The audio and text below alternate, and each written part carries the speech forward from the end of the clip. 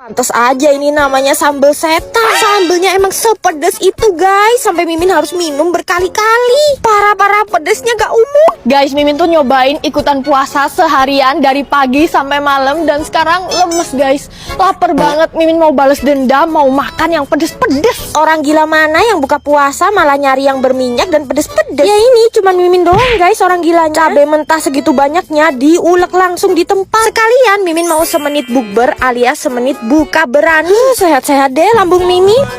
Wah udah beduk tuh. Alhamdulillah sekarang bisa makan guys. Tuangin semua sambal setannya ya. Sambal setan ini tuh sambal mentah ya guys. Jadi gak heran kalau pedesnya tuh sadis banget. Baru suapan pertama udah pedes sampai batuk-batuk. Gila-gila pedes banget ya. Mana seharian belum makan sama sekali. Sekali makan goreng-gorengan dan pedes kayak gini. Tapi guys karena lauknya digoreng pakai minyak yang banyak, jadi bikin tenggorokan gak enak. Untung Mimin bawa Kultopia kemana-mana. Sekarang ada dua rasa baru guys, Kultopia Yuzu Pomelo dan Kultopia Melon Orange. Nah ini Mimin minum yang Yuzu Pomelo. Wah seger banget. Perpaduan rasa Yuzu dan Pomelonya tuh cool banget di tenggorokan. Apalagi Kultopia ini meredakan panas dalam.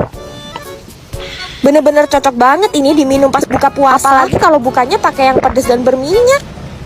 Jadi nggak takut deh sama yang namanya panas dalam. Tenggorokan udah aman, jadi lanjut makan lagi. Nah kalau kayak gini kan jadi bebas mau makan yang berminyak dan pedes-pedes pas buka puasa. Kalian tuh wajib juga ya nyetok Kultopia ini. Dapetinnya udah bisa di minimarket, supermarket, ataupun warung terdekat. Kultopia redakan panas dalam.